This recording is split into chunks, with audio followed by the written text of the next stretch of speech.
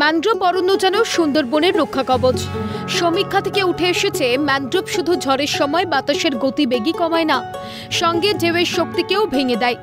2009 সালে আইলাই সুন্দরবনে একাধিক নদী বাঁধ ভেঙে গ্রামের পর গ্রাম প্লাবিত হয়।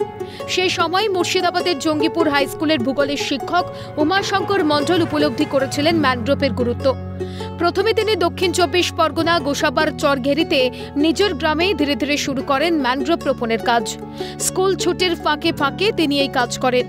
পাশাপাশি গ্রামের মানুষদের, বিশেষ করে মহিলাদের এই বিষয়ে উৎসাহিত করেন। গৃহস্থালির কাজ সেরে ম্যানগ্রোভ রোপণের কাজে অংশ নেন মহিলারা। কখনো স্বাস্থ্য শিবির চিকিৎসা ব্যবস্থা করে এলাকার মানুষকে দিয়ে নদীর চরে ম্যানগ্রোভ লাগিয়েছেন, কখনো মহিলাদের স্বাস্থ্য সামগ্রী প্রদানের পরিবর্তে ম্যানগ্রোভ রোপণে উৎসাহিত করেছেন।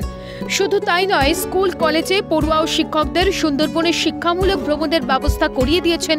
এবার পুজোয় জামাকাপড় দেওয়ার বিনিময়ে ম্যানগ্রোভ লাগানোর আবেদন জানাচ্ছেন উমাশঙ্কর বাবু।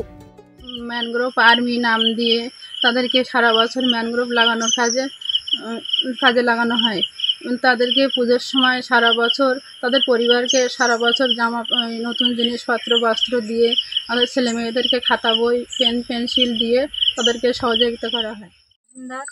আমরা ম্যানগ্রোভ আর্মি, আমরা এই উদ্দেশ্য তারা লাগাই বা বছরে বছরে আমরা বস্ত্র পাই, আরও অনেক জিনিস পাই। আমাদের সংসার এতেই পরিবার খুশি।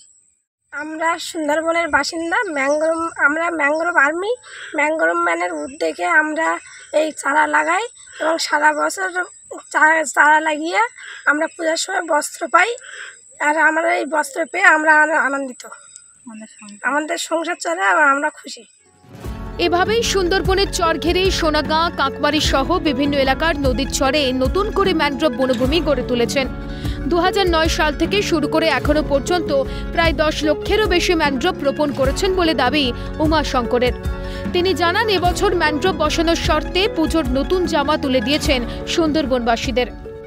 সুন্দরবনে যে সমস্ত মায়েরা সারা বছর ধরে ম্যানগ্রোভ প্লান্টেশন প্রোটেকশনের কাজকর্ম করে থাকে, সেই সমস্ত মায়েদেরকে পুজোর সময় আমরা নতুন বস্ত্র দেওয়া হয়ে থাকে এবং তাদের ছেলে মেয়েদেরকেও নতুন বস্ত্র দেওয়া হয়ে থাকে।